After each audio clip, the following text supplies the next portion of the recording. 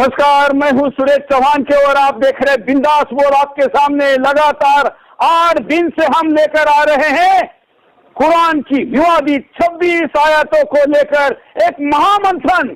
विश्व में पहली बार किसी भी टीवी चैनल पर इस प्रकार का हो रहा है। यह मंथन दुनिया को दिशा दर्शक, मार्गदर्शक और कल की आशा निर्माण करने वाला है। कई लोगों के सहभाग के साथ करोड़ों लोगों की प्रतिक्रियाएं सोशल मीडिया से लेकर सभी मंच पर आपको मिल रही होगी। बड़े बड़े समूहों में इसकी चर्चा है, बुद्धिजीवियों के फोन आ रहे हैं।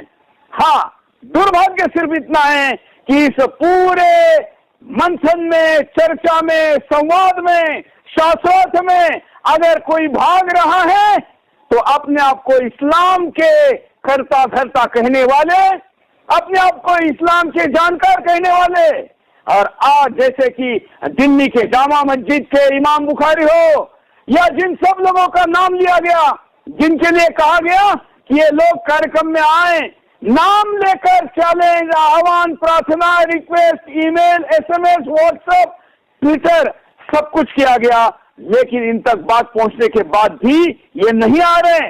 रजा अकादमी के लोगों ने आज फोन उठाया, लेकिन उन्होंने कहा कि ये हमारे लिए चर्चा का मुद्दा हो ही नहीं सकता, हम इस पर बात नहीं करना चाहते, और वसीम रिजवी के सामने तो बिल्कुल ही नहीं करना चाहते।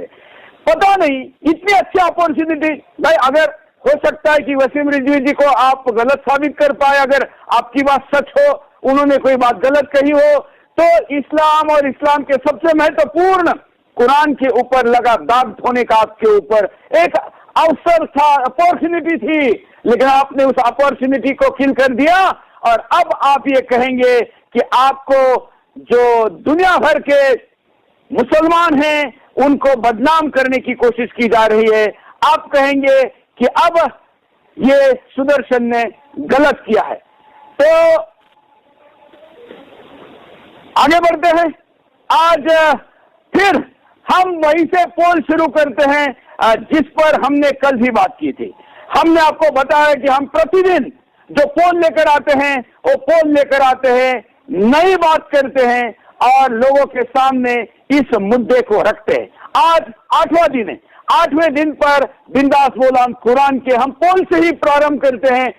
शून्य से हम प्रतिदिन शुरू करते हैं। जब दोपहर में इसका ट्वीट करते हैं, सुदर्शन के मोबाइल ऐप पर इसको डालते हैं, और कल जैसे 98% तक हम गए थे, आज इस वक्त जब कार्यक्रम का प्रारंभ मैं आपके सामने करने जा रहा हूं, तो दोपहर से लेकर अब तक कितने प्रतिशत लोगों ने क्या कहा, इसको एक बार देख लेते हैं।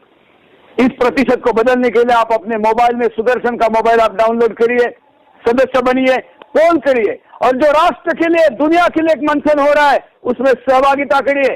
क्या कुरान की विवादित आयतों को हटाना चाहिए? ये जनता के वर्जन पर, जनता की प्रतिक्रिया पर, अभिव्यक्ति पर पोल है। 94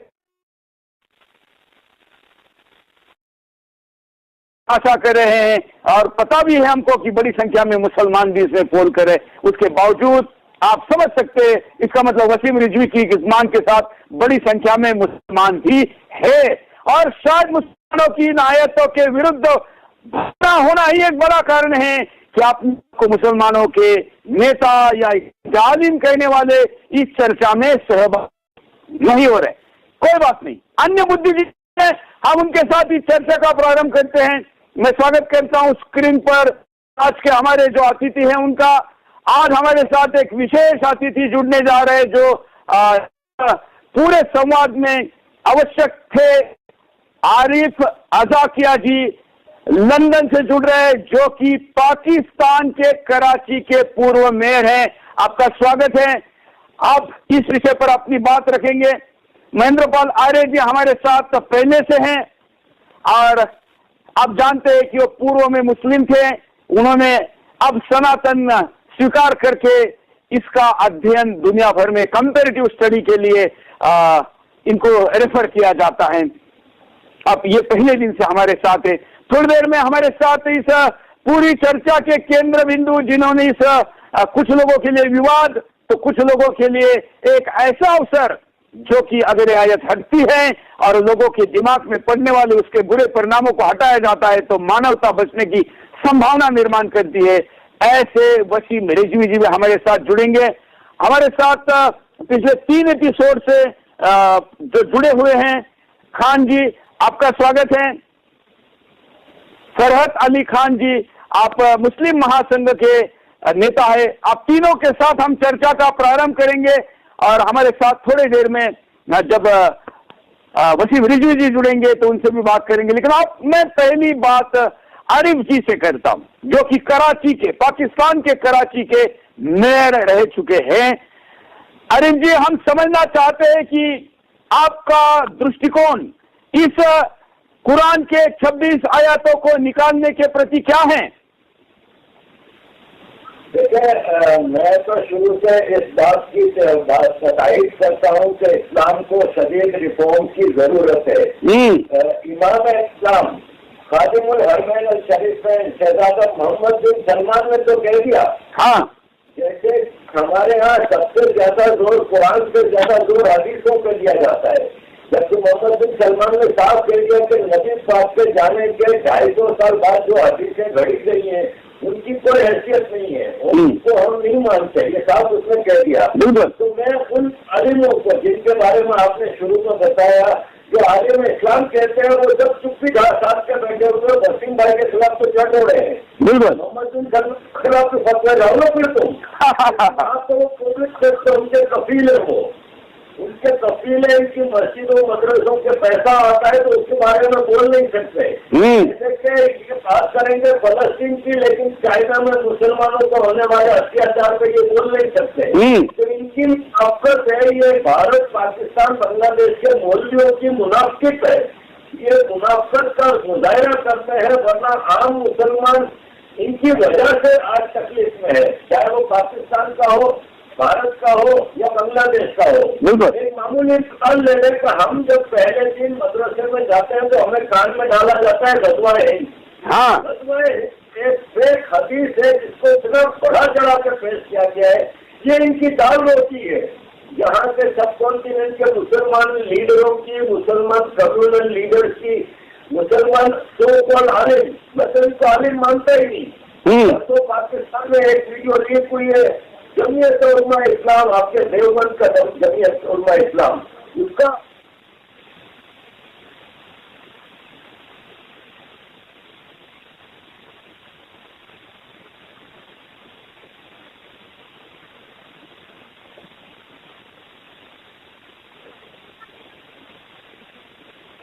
मेरे को चेक करोगे तो तुम्हारे को पास करूंगा। हर जुम्मे को 3 साल से वो बच्चा मौलवी साहब के साथ चेक कर रहा था, वीडियो वायरल कर दी। मौलवी साहब की वीडियो देखे तो आप हैरान रह जाएंगे, हाथ में कुरान है और चेक कर रहा है। इससे ज्यादा कुरान की तौहीन कौन हो नहीं सकती, लेकिन इस पे एक मौलवी नहीं बोला, ना आपके देवबंद के मदरसे इंडिया से कोई बोला।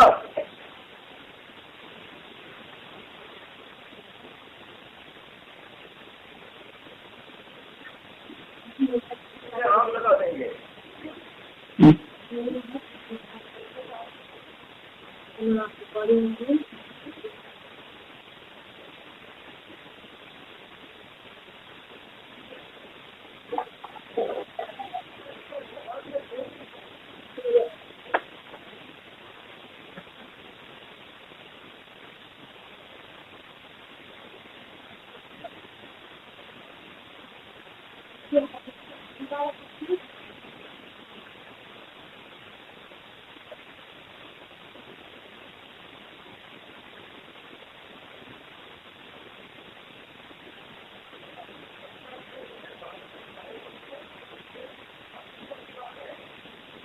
आने नहीं हो, लेकिन मैं समझ रखता हूँ, मैंने स्टडी की है गीता की, कुरान की, बाइबल की। ये भगवत गीता ही है जिसमें इंसानियत की बात की गई है। बाकी तो तुम मुसलमान हो तो तुम जन्नत में जाओगे और कोई तुम्हें जीने का हक है, या बाइबल के मुताबिक अगर तुम क्रिश्चियन हो, गॉड को बिलीव करते हो, जीसस को बिलीव करते हो, तो ही तुम सुपर रेस के वो हो। गीता कहती है तुम इंसान बनो यार, मुसलमान, हिंदू, सिख, ईसाई बाद में बनना, पहले इंसान बनो। अपने एटमोस्फियर का ख्याल रखो, अपने इर्द गिर्द सारे जानवर, पौधे, फल, फूल, इन चीजों का ख्याल।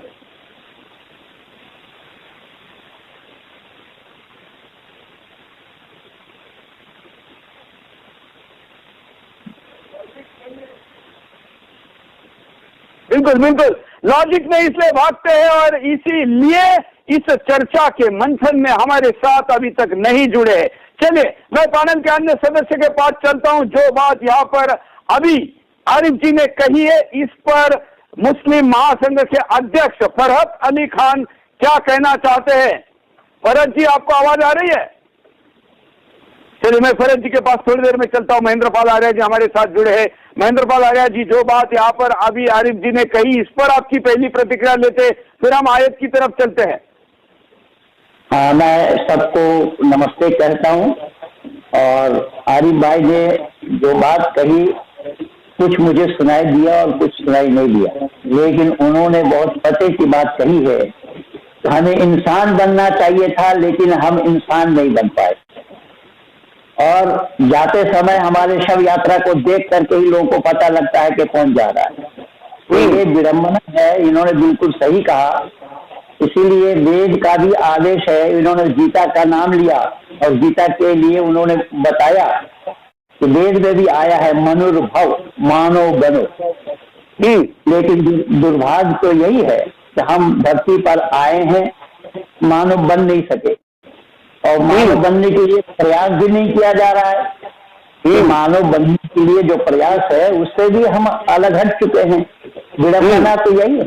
इसीलिए तो ये सब जितनी भी परेशानी है, उसका सबब यही है। भाई आरिफ भाई जी का मैं सम्मान करता हूँ और उनका स्वागत करता हूँ। बहुत ठीक कहा उन्होंने, और हम लोग इसी प्रयास में इतने वर्षों से लगे हुए हैं। आपको बहुत साधुवाद है चौहान साहब। चलिए, अभी हम आयत की तरफ चलते हैं। और आज हम जिस आयत पर बात करने वाले हैं, मुझे लगता है फरहत जी तक आवाज जा रही क्या? चलिए, हम अभी जो आयत जिस पर आज हम बात करने वाले हैं, सूरा और आयत दोनों आपको सुनवाते हैं। वसीम जी भी हमारे साथ जुड़े, फिर उनके पास जाएंगे। ये सूरा 9 आयत 37 तक हो गया था। आज हाँ, सूरा 5 आयत 57 है।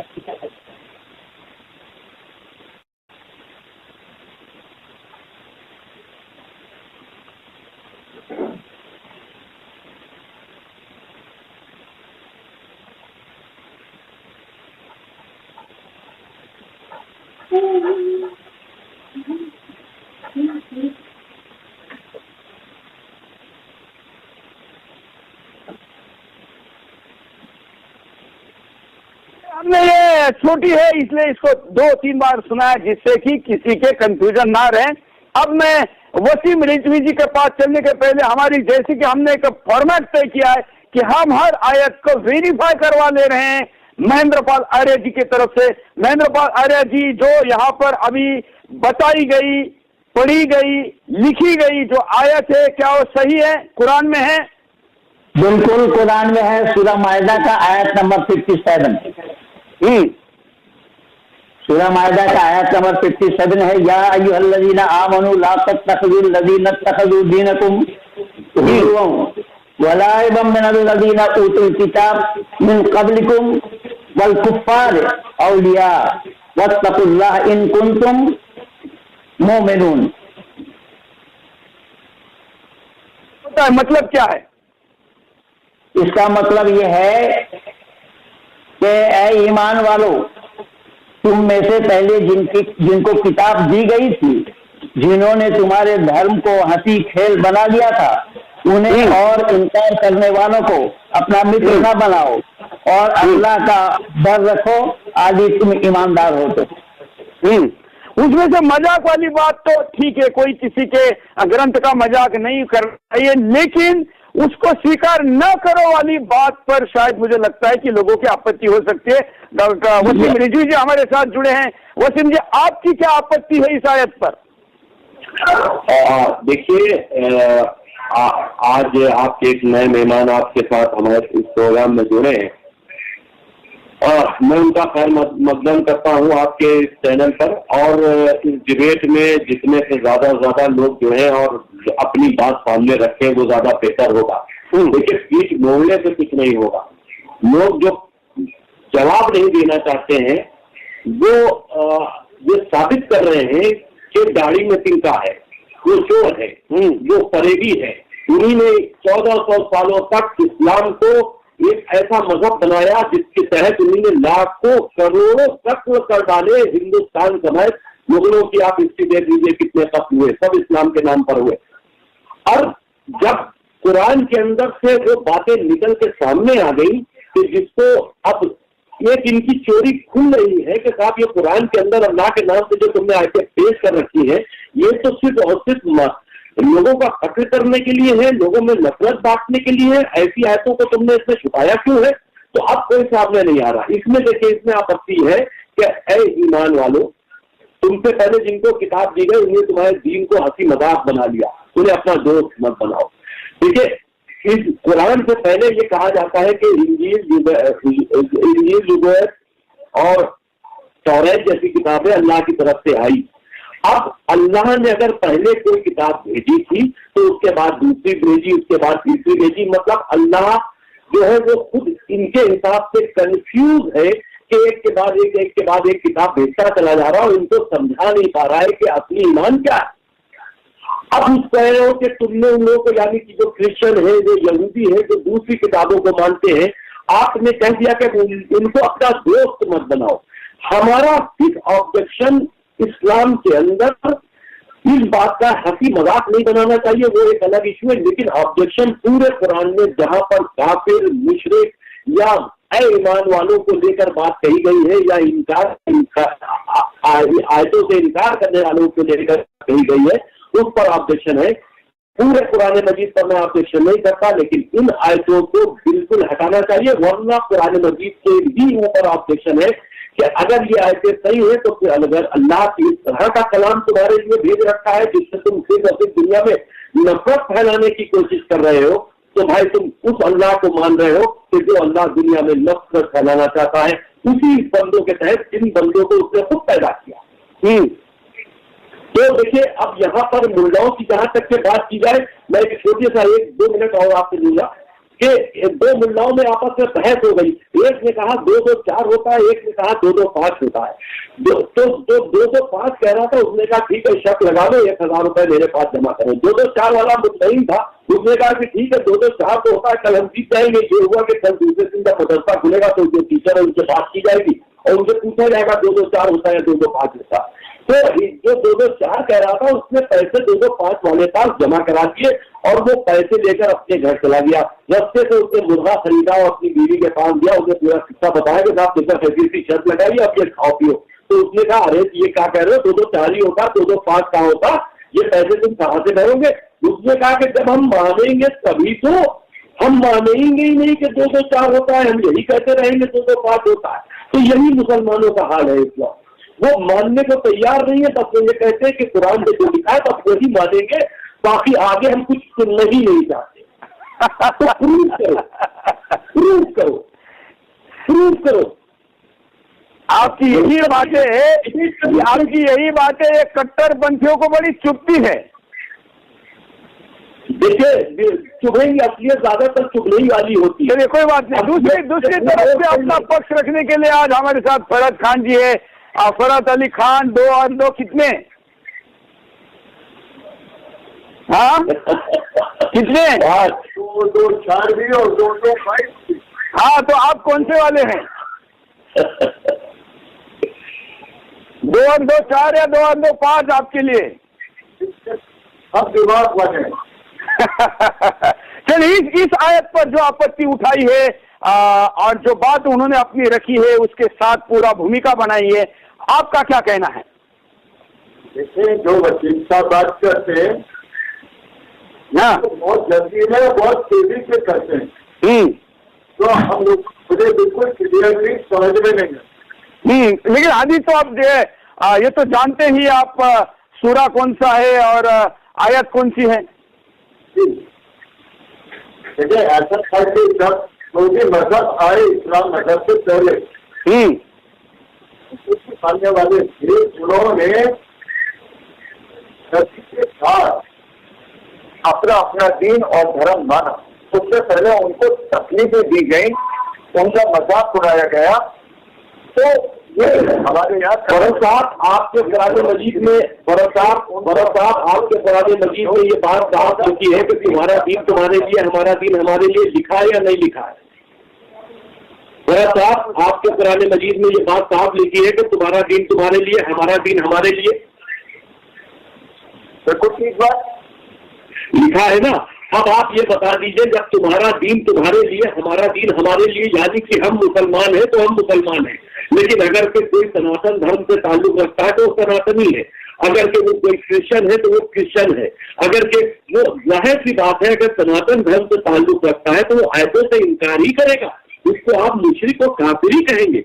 जो कोई ईसाई है, जो ईसाई धर्म से ताल्लुक रखता है, यहूदी धर्म से ताल्लुक रखता है, तो वो अपने मजहब को मानेगा, आपके आयतों से इनकार ही करेगा, आपके कुरान मजीद से इनकार ही करेगा, आपके रसूल से इनकार ही करेगा, आपके अल्लाह से इनकार ही करेगा। लेकिन जब आपने ये बात कह दी, सुनिए सर साहब, जब आपने ये बात कह दी कि तुम्हारा दीन तुम्हारे लिए हमारा दीन हमारे लिए, तो आप अपने दीन पर मुतमईन क्यों नहीं है? आप क्यों चाहते हैं कि दूसरों के दीन के साथ में तर्जुमान करें? उसके बाद आपने इस तरह की आयतें उसमें शामिल कर दी, ये ऐ ईमान वालों तुम्हारा फर्ज है, ऐ ईमान वालों तुम अफजल हो, ऐ ईमान वालों तुम मुशरिकों काफिरों से जंग करो, ऐ ईमान वालों इसका फर्ज करो। ये किस कहाँ से आ गया? वकील साहब सुनिए जी, हमारा दीन हमारे साथ और तुम्हारा दीन तुम्हारे साथ, ये इस्लाम में बोला गया, और ये भी बोला गया कि हम हर दीन का, हर मजहब का एहतराम करते हैं। आयतों से इनकार करने वालों का क्या मतलब हुआ फरज साहब? आयतों से इनकार वही करता है जो मुसलमान नहीं है, तो फिर उनका दीन उनके साथ, एक तरफ अल्लाह कह रहा है उनका दीन उनके साथ, तो फिर उनसे बैर कैसा, उनसे इंसानी बैर कैसा कि उनको दोस्त ना बनाओ, उनके साथ में दोस्ती ना करो, उनके साथ उनका कत्ल करो, उनको ढूंढो, उनको मारो, ये सारी बातें फिर कैसे आ गई जब उनका दीन उनके लिए है? देखिए वकील साहब, पहले तो ये बता दीजिए, एक सवाल पूछ रहा हूँ, आप पूरा नहीं मानेंगे, फिर मैंने बिल्कुल नहीं, आप पूछिए, आराम से जवाब देंगे। एक सवाल फिर मानिए सर्वोच्च न्यायालय ठीक है या आप पूछे, इसका जवाब ठीक है करें। माननीय सर्वोच्च न्यायालय जिसमें आपने याचिका दी थी, वो ठीक है क्या आप ठीक है? साहब वो देखिए, वो आप सुनिए, मैं जवाब दे रहा हूँ। जो हमारा न्यायालय है हम उसको बिल्कुल मानते हैं, हमने वहां पर रिट दाखिल की थी जो खारिज हो गई, हमने रिव्यू फाइल कर दिया है। ऐसा नहीं है कि कानूनी लड़ाई खत्म हो गई है, वहाँ रिव्यू फाइल है और रिव्यू के बाद भी और भी रास्ते हैं, वो भी लड़ाई लड़ेंगे। लेकिन कोर्ट ने हमको इस बहस के लिए मना नहीं किया कि हम इस बात को हम मीडिया के जरिए नहीं कह सकते, या हम अपनी बात पर बाउंड हो गए। कोर्ट ने हमें बाउंड नहीं कर दिया कि इन 26 आयतों को तुम मानो और दुनिया को मनवाओ, ये थोड़ी ना हम बाउंड हो गए। पहली चीज ये है कि आप जवाब इस बात का देने के बजाय अब आप कोर्ट की बात को सामने ले आए कि कोर्ट ने खारिज कर दिया। अभी कोर्ट की लड़ाई खत्म नहीं हुई है फरज साहब। अब आप सिर्फ इस बात को बताइए जो हमने आपसे ये पूछा था, कोर्ट की बात किनारे कर दीजिए, पहले ये बता दीजिए कि मुशरिक काफिर इनकार करने वाले, इनका दीन इनके लिए है, तो फिर आपसे दुश्मनी है। मैं हिंदुस्तानी मुसलमान हूँ और मेरा इस्लाम कहता है कि जो यहाँ का न्यायालय है, हुकूमत है या कानून है, उसका हम पालन करें। क्या संविधान, आप सुनिए, संविधान बड़ा या कुरान? आप सुनेंगे, संविधान, आप हिंदुस्तानी मुसलमान हैं, संविधान बड़ा हिंदुस्तान है या कुरान? का पालन करते हुए सर आप हमें बता दीजिए, सवाल आपसे है, हिंदुस्तान का संविधान बड़ा है या आपका कुरान? जो आपसे चर्चा शुरू की है, नहीं सुनिए सरद साहब मेरा जवाब दे दीजिए, जवाब देते हुए आगे चलिए। संविधान बड़ा या कुरान? आप हिंदुस्तानी मुसलमान है ना, आपके लिए संविधान हिंदुस्तान का बड़ा है या कुरान? देखिए परिपेक्ष देखिए, जब किसी को फांसी दी जाती है या किसी को आजादी दी जाती है। ना सवाल का जवाब फंस गए हाँ जी फंस गए। मुसलमान हूँ तो हिंदुस्तान में आपका संविधान बड़ा है या आपका कुरान? जो धर्म ग्रंथ होती है हमारे सवाल का हाँ ना में दीजिए, हाँ ना हाँ ना में जवाब दीजिए। आपने कहा मैं हिंदुस्तानी मुसलमान हूँ, हिंदुस्तानी मुसलमान होने के नाते मैंने आपसे सवाल पूछा कि हिंदुस्तान का संविधान आपके लिए बड़ा है या कुरान? कुरान के हवाले से रेफरेंस से हम संविधान को बड़ा मानते हैं। यहाँ पर आप संविधान को बड़ा मानते हैं ना, कुरान को संविधान के ऊपर नहीं मानते ना, यही बात है ना? हाँ, अब ये बताइए कि संविधान में, आपके संविधान में, हिंदुस्तान के संविधान में गैर मजहब वालों के साथ में बुरा बर्ताव करने के लिए जो आपके कुरान मजीद में कहा गया है, वो अगर संविधान से टकरा रहा है वो गलत है या सही?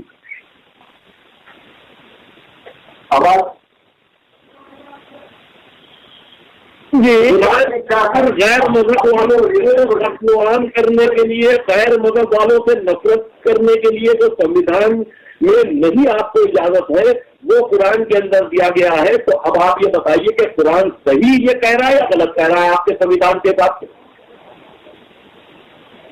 फिर से बोलिए एक बार। मैं आपसे ये कह रहा हूं कि संविधान में आप, हमारा जो भारत का संविधान है वो किसी मजहब के ऊपर किसी भी तरह का आपको हर मजहब पर रहने की आजादी देता है, कोई भेदभाव नहीं करता हमारा संविधान, भारतीय संविधान, जिसके तहत आप यहाँ पर मुसलमान हैं, आपको बहुत सी छूट दी जा चुकी है।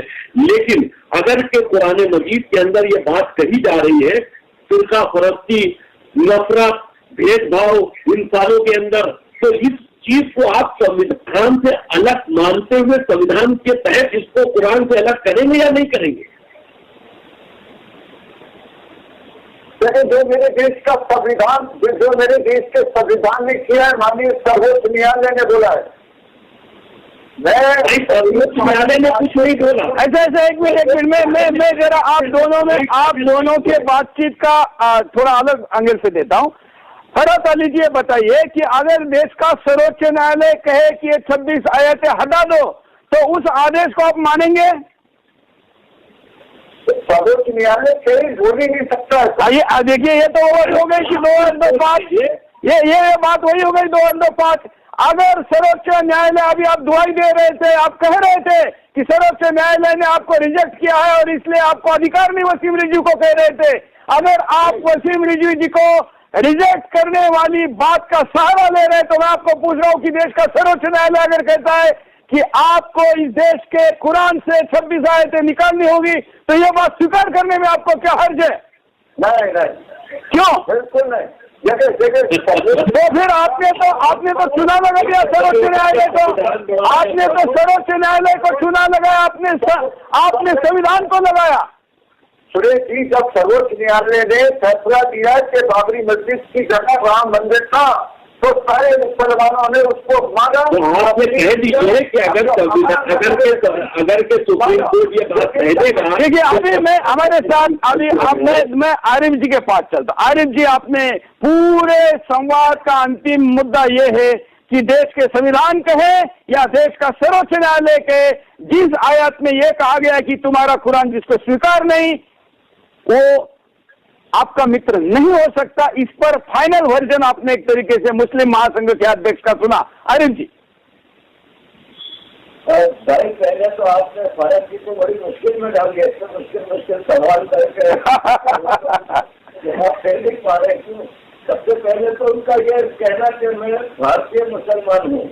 हाँ, मुसलमान होता है, कोई भारतीय नहीं होता, कोई सऊदी नहीं होता, मुसलमान सारा एक होता है। हाँ, तो फिर ये पाकिस्तान का मुसलमान अलग होता है। ये पाकिस्तान के बड़े शहर के मेयर थे। होने दीजिए, मैं पाकिस्तान के मुसलमानों को मुसलमान मानता ही नहीं। आप भारतीय मुसलमान हैं तो फिर आपके लिए भारतीय कानून सबसे जरूरी होना चाहिए और ये आपको लॉ ऑफ लैंड को फॉलो करना है। हमारा बात ये कानून सर पर ये है, हम उसको हाथ तो समाधान नहीं देते सर। 700 बढ़ाने के लिए आ गए, पाकिस्तान में रहते नहीं है। पाकिस्तान हमारे देश के साथ क्या कर रहा है, हमें असली में तो पाकिस्तान नहीं रख है। सुरेश चौहान जी जो आज मुद्दा लेकर आए, कैसे नहीं अच्छा बचता, हमें पाकिस्तानी अच्छा ही नहीं लगता, मुझे पाकिस्तानी अच्छा ही नहीं लगता। आप आरिफ भाई, आप आरिफ देखे वहाँ, मुझे आज बिल्कुल अच्छे नहीं लग रहे। आप पाकिस्तान, मैं ठेकेदार नहीं हूँ, मैं ठेकेदार नहीं हूँ, मैं ठेकेदार नहीं हूँ, मैं ठेकेदार नहीं हूँ।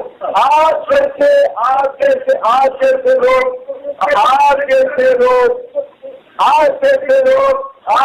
खराब लोग, आज जैसे पाकिस्तानी लोग, आज जैसे तालिबानी लोग,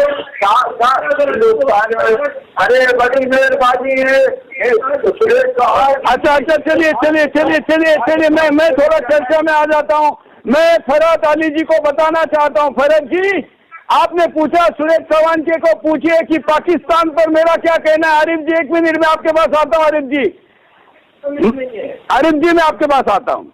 फरहत अली जी, मैं आपको बताता हूँ, मैंने 2017-15 नवंबर के दिन शो करके ये कहा कि अब मैं पाकिस्तान पे नहीं बोलूंगा, क्योंकि पाकिस्तान को पिछले 72 साल में मेरी देश के सेना ने 2 सेंटीमीटर भी सीमा के अंदर आने नहीं दिया। इसलिए मुझे पाकिस्तान की चिंता नहीं है जो सीमा के बाहर है, मुझे हिंदुस्तान की सीमा के अंदर बढ़ने वाले पाकिस्तान की ज्यादा चिंता है, और उसको निर्माण करने का काम यह है तय करती है, ऐसा वसीम रिजवी जी कह रहे। और इसलिए मैं हिंदुस्तान के अंदर के जो मिनी पाकिस्तान है उसको लेकर ज्यादा चिंतित हूं। फरहत अली जी, एक बार फिर से मुझे सुना दीजिए लास्ट वाला। आपको सुविधा वाली बात सुनाई देती, इसका मतलब आपका नेटवर्क कनेक्शन सुविधा वाली बात आपको सुनाता है। पंडित महेंद्रपाल आर्य जी कुछ कह रहे हैं। मैं ये कहना चाहता हूँ चौहान साहब कि हमारे भाई सरहद जी ने ये बात बोली कि भारतीय संविधान को हम मानते हैं, हम भारतीय मुसलमान। भाई आरिफ साहब ने बहुत मासूल जवाब दिया कि मुसलमान तो इस भारत का नहीं होता है, मुसलमान दुनिया का एक ही है।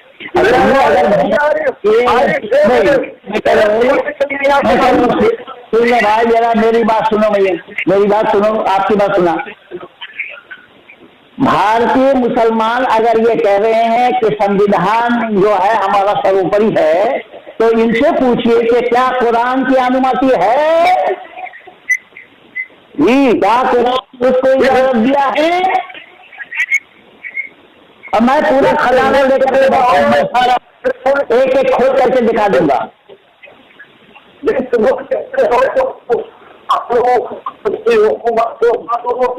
है बोलने के लिए आज आरिफपुर में जो रहते आरिफ कराची से ऐसे लोगों को मैं कहना सकता हूँ। आपकी बात खराब हो गई अजीत जी, लेकिन ऐसा है मेरे भाई साहब ने मेरे मित्र, मैंने केवल इतनी सी बात कही कि भारतीय मुसलमान अगर भारतीय संविधान को मानते हैं तो इस्लाम में उसकी अनुमति है या नहीं, मैं ये पूछा। मैंने बताया आपको में रहूं, उसके आईन को और उसकी हुकूमत को हर आदेश को मानो और उसी को मानते हुए उनके मानने सर्वोच्च न्यायालय ने श्री वसीम की याचिका को खारिज किया, जुर्माना भी किया। इसलिए आपके सर्वोच्च न्यायालय का पूरा सम्मान करता हूँ, लेकिन पाकिस्तानी में राज नहीं करूँगा। ये आपने गलत बोली है कि कोर्ट ने खारिज किया, वो तो बात खुल गई सामने। कोर्ट ने खारिज नहीं किया है, केवल कोर्ट ने पुनर्विचार में है, इसका कानून समझ लीजिए। चौहान साहब भी बोले हैं और भाई वसीम रिजवी ने भी बोला है। चलिए अभी मैं दर्शकों के पास पुनः आता हूं, क्योंकि आज हमने थोड़ा तय किया है कि हमें जो आयतों पर हम निर्णय कर रहे हैं उन पर सामाजिक, सांस्कृतिक, आध्यात्मिक, भारत का कानून, इन तमाम परिप्रेक्ष्य के साथ उसको स्वीकार या रिजेक्ट करना है। मैं अंपायर के तौर पर पंडित महेंद्र पाल आर्य जी को पूछता हूं कि इस आयत को इस पूरे चर्चा के बाद आप क्या कहेंगे? कुरान से बाहर करना चाहिए, रखना चाहिए? ये तो कुरान से बाहर हम तो कहते हैं करना चाहिए, लेकिन अगली पे जाते हैं ना, क्योंकि हमको अगली पे भी जाना है। अब मैं आरिफ जी से पूछना चाहता हूँ, आरिफ जी आप भी अभी, क्योंकि हमको अगली आयत पे जाना है, ये आयत कुरान से बाहर हो ऐसी मांग का आप समर्थन करते हैं? चलिए अभी फरात अली जी, कोई बदलाव अगर हुआ ये इन सब लोगों की प्रतिक्रिया सुन के, क्या आप इसको बाहर करने की बात करते हैं? हाँ बिल्कुल नहीं, कोई बदलाव नहीं होगा। हाँ 225 संविधान को मानेंगे लेकिन उसको पालेंगे नहीं, उसका पालन नहीं करेंगे। मानेंगे जरूर, पालन नहीं करेंगे। चलिए अगले आयत की तरफ चलते, क्योंकि कम से कम हर एपिसोड में 2-3 आयतों को अगर हम नहीं लेंगे तो हम तो फिर 26 दिन तक ये कार्यक्रम चलाना पड़ेगा। हालांकि मुझे तो अब लग रहा है कि कुरान के समाप्ति के बाद हमको अब जो बाकी भी चीजें हैं जिसको लेकर अभी आरिफ जी ने कहा कि जो सऊदी अरेबिया की प्रिंस है उसने हदीस पर बात की है, तो जो हदीस हिंदुस्तान की या दुनिया की मानवता को नुकसान कर सकती है उस पर भी चर्चा करनी है क्या? ये भी आप अपनी प्रतिक्रिया हमको ट्विटर पर, यूट्यूब पर बातें दर्शक दे, तो हम उस दिशा में भी आगे बढ़ेंगे। अब अगली आयत की तरफ चलते हैं।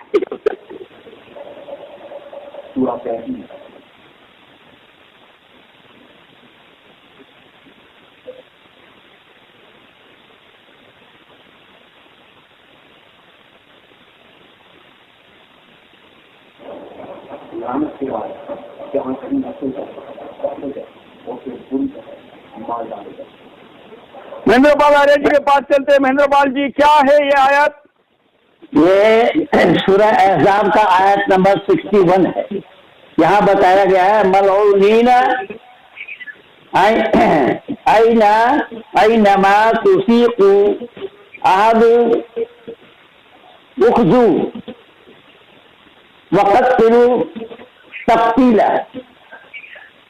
मलऊनीना इन्नमा तुक़ीफ़ू अहदु वक़्तिलू तक़लीला। इसका अर्थ ये बताया है कि मतलब फिटकारे हुए लोगों जहाँ कहीं पाए उनको पकड़े जाएं और बुरी तरह जान से मारे जाएं। ये मलऊन शब्द आया है, मलऊनीना यहाँ शब्द आया है कि ये इब्लीस के लिए कहा गया है और उनके अनुयायियों के लिए कहा गया है। तो उनको जहाँ पाए उनको पकड़े जाएं और मारे जाएं, साफ शब्दों में यही लिखा है। इसी के पास चल रहा हूँ, साथ साथ में दर्शकों के अब हम YouTube पर जो सुपर चैट आएंगे उनको यहाँ नीचे स्क्रॉल पर जगह देंगे।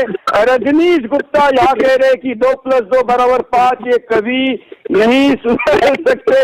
चलिए आप तार्किक कमेंट दे और अब हम सुपर चैट को भी इस शो में लेंगे। अब मैं वसीम रिजवी जी के पास चलता हूँ। वसीम जी, इस आयत पर आपकी आपत्ति बताएं।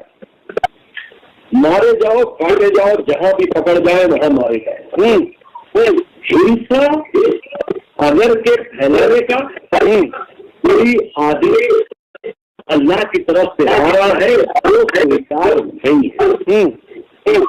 अब जिस तरह की आयतें जब बच्चों को पढ़ाई जाएंगी ये लानत के मारे हैं, जहाँ कहीं भी पड़ जाए, पकड़े जाए, बुरी तरह से मारे जाए या मारे गए, ये एक किसी न किसी तरह का आप उनके जहनों में एक भाई ये इंसानों के लिए तो है ना, जानवरों के लिए नहीं है कि हम शिकार खेलने गए और हमने किसी जानवर को मारा। यहाँ पर इंसानों के साथ बात हो रही है। यहाँ पर यही कहा जा रहा है कि मारे गए, काटे गए, पकड़े गए, हमने उन्हीं 26 आयतों को इस कुरान में से निकाला है। यहाँ पर इंसान को इंसान से नफरत का पाठ पढ़ाया जा रहा है या इंसान को इंसान से मारने की बात कही जा रही। और सारी ये सारा जो इसमें खेल रचा गया है, यही से पूरी दुनिया का आतंकवाद जुड़ा हुआ है। यही वो एक पेड़ है आतंकवाद का, कुरान मजीद, जो पूरी दुनिया में इस्लामिक वर्ल्ड में आतंक का एक बहुत बड़ा, दहशत का एक बहुत बड़ी चट्टान बन चुका है और उसे कुरान मजीद के ऊपर खड़ा है। इस तरह की आयतों को अगर हम पढ़ते रहेंगे, अपने बच्चों को पढ़ाते रहेंगे, तो इसका असर क्या होगा? और गलत साहब इस बात को भी कहते हैं कि मैं संविधान को मानता हूँ और संविधान जो है वो हिंदुस्तान का संविधान, हिंदुस्तानी मुसलमान, सारे साहब ने जवाब भी दे दिया, मुसलमान मुसलमान होता है, वो हिंदुस्तानी पाकिस्तानी नहीं होता, पूरे वर्ल्ड का मुसलमान मुसलमान ही है। अब यही बात क्या अमेरिका में रहने वाला हिंदू है क्या अमेरिकन हिंदू? हिंदू सनातन धर्म का पालन करके कहीं भी रहेंगे, वो सनातन धर्मी ही रहेंगे। तो अब यहाँ पर संविधान को मानोगे भी और संविधान के तहत तुम अपने कुरान मजीद को भी मानोगे, उन चीजों को भी मानोगे कि जो संविधान में टकरा रही है। संविधान कब आपको इजाजत देता है कि आप किसी के मारने का पाठ पढ़ाओ? संविधान कब आपको फर्जी ये इजाजत देता है कि आप किसी की हत्या कर दो? संविधान आपको कब ये इजाजत देता है कि आप नफरत फैलाओ, इंसान का बंटवारा कर दो? एक जगह आपकी बात से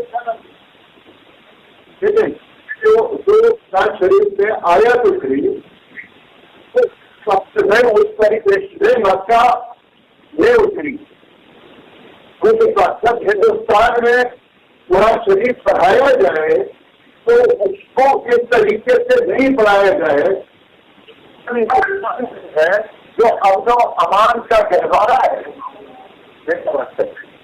चलिए इतना आवाज आ रही बोलते तो पाँच नहीं साढ़े एक मिनट सुन लेते। हाँ बोलिए, आप कंटिन्यू, मैं तो पूर्ण बात बोल रहे, बोलिए। जो अमन अमान का गहवारा है, कहाँ से जिस वक्त खबर भी नहीं था उस वक्त में ठंड की हवाएं आती थी कि मेरे हिंदुस्तान से हिंदुस्तान मैं मक्के का मुसलमान नहीं हूँ, मैं पाकिस्तानी मुसलमान नहीं हूँ, मैं हिंदुस्तानी मुसलमान हूँ। और शान, अमन अमान, दोस्ती, भाईचारे और इंसानियत का पैगाम देता है। इंसानियत का पैगाम देता है। तो फिर मक्का की आयतें यहाँ पर क्यों मान रहे हैं? एक मिनट तो मक्का की आयतें भारत के परिप्रेक्ष्य में की जाए, यही तो वसीम रिजवी कह रहे हैं। मैं यही तो कह रहा हूँ कि ये वो आयतें हैं कि जिनको इंसान से इंसान को बंटवारा किया गया है। साहब इन आयतों को अगर आप नहीं हटाओगे तो हमारे हिंदुस्तान, पाकिस्तान, अरब सुनते मुझे लगता है ये बात स्वीकार करने के करीब आए हैं, ये बात स्वीकार करने के करीब पहुंच रहे हैं। एक मिनट ये दो अभी 5 के बजाय 4:30 तक आए हैं, जरा 4:30 तक आए। हाँ तो फरात अली जी, फरीद अली जी, नहीं एक मिनट सुन तो लीजिए। आप बताए, आपने कहा कि मैं वहां का मुसलमान नहीं हूं, तो वहां के मुसलमानों के लिखी गई आयत को आप भारत में क्यों मान रहे हैं? जैसे हम भारत में बिल्कुल ठीक बात है, आपने बड़ा अच्छा छुट्टा सवाल किया। हाँ, हम इस्लाम को अपने घर, अपने मस्जिद और अपनी इबादत गाहों पर मानते हैं। हम हिंदुस्तान में जिसमें रहते हैं, जैसे मैं आपके साथ रहता हूँ, तुम्हारी इसका सम्मान करता हूँ, जिसका पंडित जी का और वसीम भाई का सम्मान करता हूँ। अलग तरीके अलग अलग हो। रमजान की बात नहीं है, मैं काफी रोकी नहीं, इतना बताइए। आप काफी नहीं है, आप बहुत बड़ी बात कह रहे हैं। अरे सुनिए, ये पॉलिटिकल अभी 4:15 पे आ गए, 4:15 पे 2:05 से 4:30 हो गए। साहब इनको आप लगातार प्रोग्राम पर बनाए रखिए। हमको ये उम्मीद है कि ये जानवर से इंसान और मुसलमान बन जाएंगे। यदि आप लगे, अरे लेकिन जरा आरिफ जी कुछ कहना चाह रहे हैं। आरिफ जी, इस आयत पर सुरेश भाई, आप काफिर नहीं है, लेकिन मैं काफिर हूँ इनकी नजर में। हाँ, वो वसीम रिजवी भी काफिर है इनके नजर में। अच्छा, मैं भरत भाई से एक सवाल करना चाह रहा हूँ।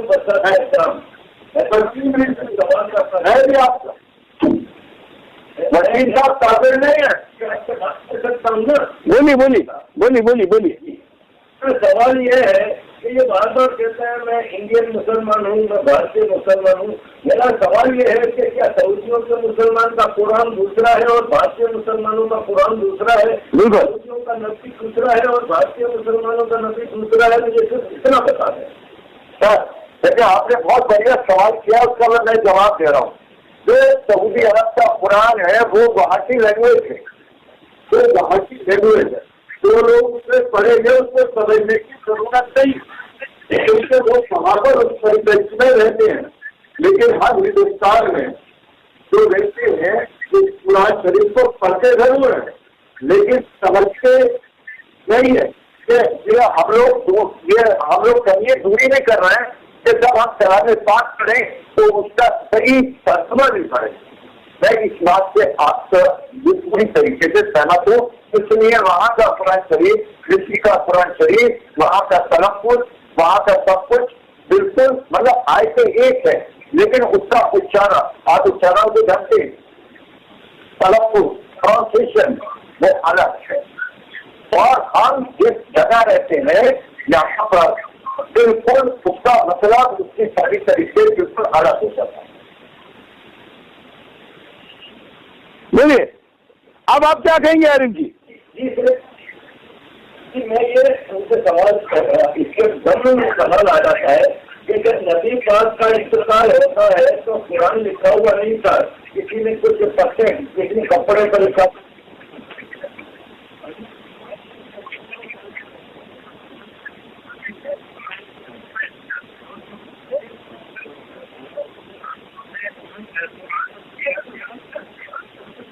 किया जाता है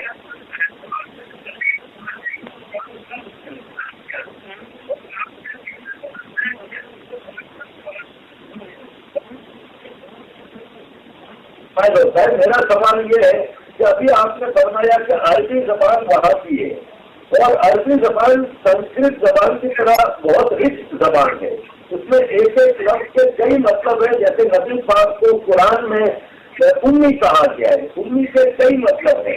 तो मेरा सवाल ये बनता है कि कुरान में वोवेल नहीं थे, आराम नहीं थे उस जमाने में।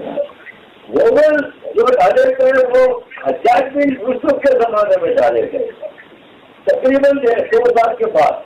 मेरा सवाल ये है कि वोवेल के ऊपर नीचे होने से तो कई अल्फाज के मतलब भी चेंज हो जाते हैं। तो आज अगर वसीम भाई या कोई अगर कुरान में कुछ रिफॉर्म की बात करता है तो उसके लिए एक बात तो बनती है कि जो वोवेल हज्जाज बिन यूसुफ डालता है, जिसने खाने काबा पे हमला किया था, जिसने खाने काबा की दीवारें गिरा दी थी, जिसने कई सैकड़ों सहाबियों का कत्लेआम किया था, जिसने हरम शरीफ में घोड़े दौड़ा दिए थे, उसके डाले हुए एराब का कुरान आवाज कैसे एक्सेप्ट कर सकते हैं? बोलिए। देखिए, मैंने पहले भी कहा था सुरेश चौहान जी कि मैं धार्मिक विद्वान नहीं हूँ। आरिफ साहब को एक तो पहले ये बता दीजिए, क्योंकि मैं विद्यावान हूँ और मुसलमान हूँ, भारत है ना।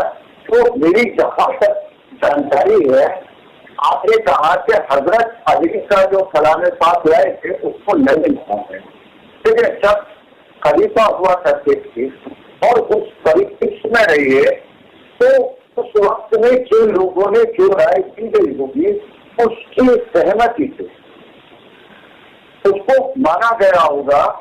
इसलिए मैं एक चीज और बता दूं, श्रेष्ठ क्या, हाँ, हिंदुस्तान के रामपुर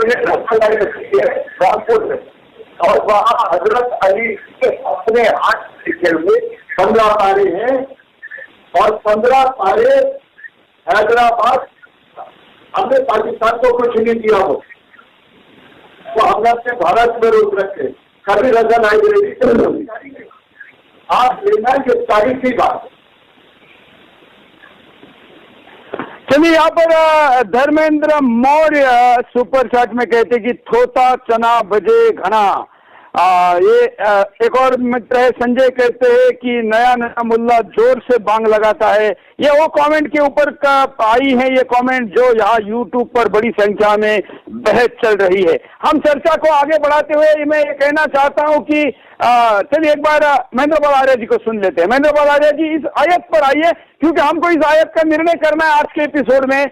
इसको लेकर हम चर्चा करें। मैं आपसे यही गुजारिश कर रहा था कि प्रसंग छोड़कर कहाँ भाग रहे हैं हम, तो प्रसंग पे ही रहना चाहिए।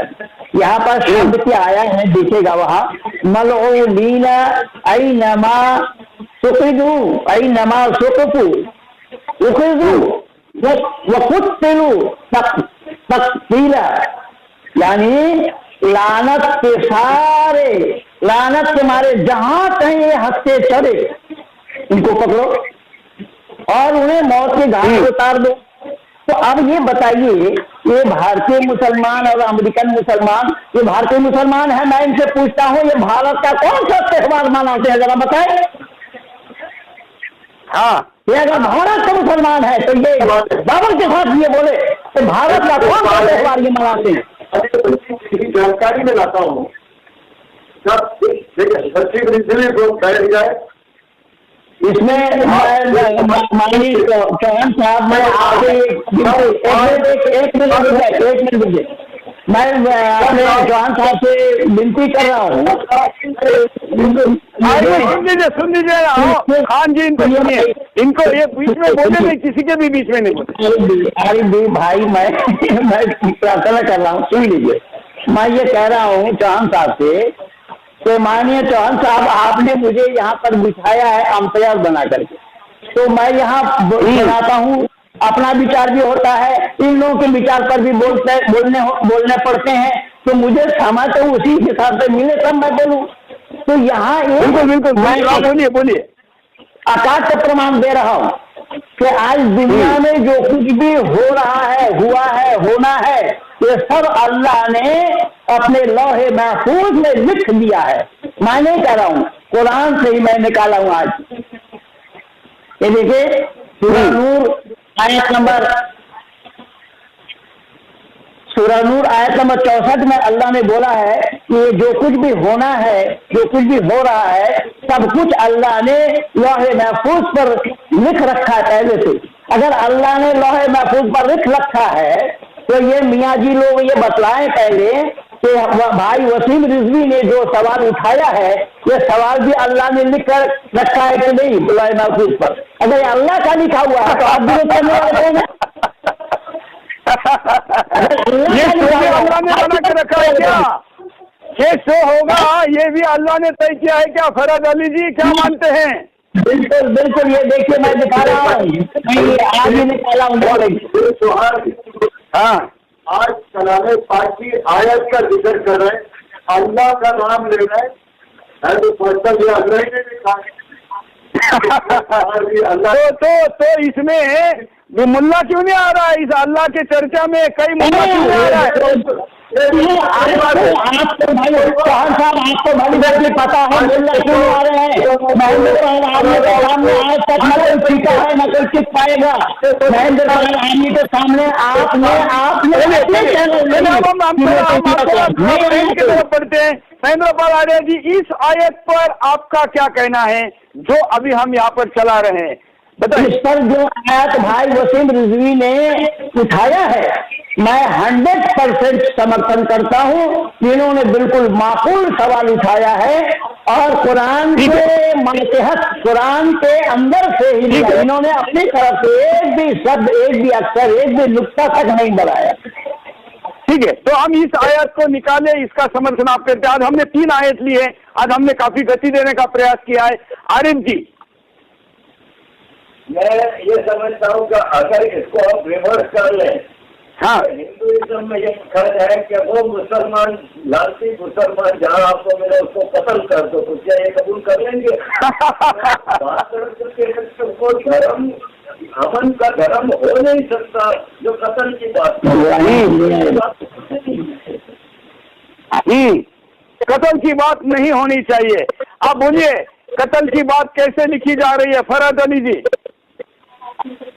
बिल्कुल सही, आपने जो बात कही अरे भाई की बात से बिल्कुल सहमत नहीं हूँ, लेकिन सुरेश जी जब आप पूछते तो आपकी बात का मुझे जवाब देना पड़ता है और बड़े सम्मान के साथ कि बिल्कुल जो लिखा गया है, फिर से मैं कह रहा हूँ कि उन शिक्षकों को हालांकि वो अरबी में पढ़ना चाहिए, लेकिन जिस परिप्रेक्ष्य में हम भारत में रह रहे हैं और भारत से एक सवाल उठ रहा है, ये आदि भाई बैठे चलिए वहां पर पाकिस्तान में चेंज करा देंगे कुरान शरीफ, ये कुछ नहीं सीखे। ये तो पाकिस्तान के क्रांतिकारी है, ये क्रांतिकारी है।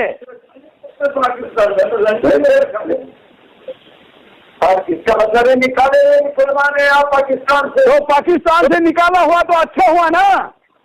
बुनियादों से बाहर सियासी बुनियादों से बाहर। हाँ चलिए वसीम रिजवी जी, आज आपने एक मुसलमान को 4 और 4, 5 से लेकर 4.25 तक ला दिया पैनल में, क्या कहेंगे? देखिए मेरे हिसाब से जितने भी मुसलमान पूरी दुनिया में है और जिस तरह से वो इस्लाम को मान रहे हैं, कुरान मजीद की जिन आयतों को पढ़ कर वो गुमराह हो रहे हैं, हम ये समझते हैं कि वो आज के दौर में इंसान नहीं है, हैवान है। और अगर के वो इस कुरान को ठीक करके और एक अच्छे समाज और अच्छी दुनिया, अच्छे मुल्क को बनाने की तरफ बढ़ेंगे तो हम ये समझते हैं वो अच्छे मुसलमान और अच्छे इंसान कहे जाएंगे। आज वो मुसलमान नहीं है, हैवान है। और हम इस तरह की जो मानसिकता रखते हैं मारने की, काटने की, हत्या करने की, इसको हम बिल्कुल कुरान का पाठ नहीं समझते, इसीलिए इस लड़ाई को हम जारी रखना चाहते हैं और जारी रखें। बिल्कुल, चलिए तो हम कल फिर मिलेंगे। मैं दर्शकों को और आप लोगों को एक प्रार्थना करता हूं, हम जो कुरान की आयत बता रहे हैं और उस पर अपना तर्क बड़े विस्तार से यहाँ पर रिजवी जी दे रहे, साथ में हम ये भी जोड़ेंगे कि अब तक इतिहास से लेकर पिछले कुछ दिनों तक की घटनाओं में उस आयत ने समाज पर क्या दुष्परिणाम दिया, ये भी अगर हम और ज्यादा विस्तार से बता पाए तो लोगों को ये पता चलेगा कि मुंबई का हमला किस संदर्भ में था, लोगों को पता चलेगा कि लव जिहाद किस संदर्भ में है, लोगों को पता चलेगा कि हिंदुओं को, गैर मुसलमानों को खिलाने वाले बिरयानी में नपुंसक होने की दवाई मिलाने वाला किससे प्रभावित है। ऐसा संदर्भ के साथ अगर हम कल मिले तो ज्यादा अच्छा रहेगा। मैं जरा एक बार पोल ले लेता हूं, पोल में आप लोगों ने क्या कहा है देखते हैं। जब पूछा गया कि देश की जनता को कि क्या कुरान से आयतों को उनको हटाना चाहिए जो विवादित है, इस पर अब 95% से शुरू होकर 98% तक हम आए हैं। दोनों हाइपर की दिशा में चल रहे हैं, जो शुरुआत थी वो भी 95 से थी और एंड 98 पर हो रहा है। ये बहुत बड़ी बात है।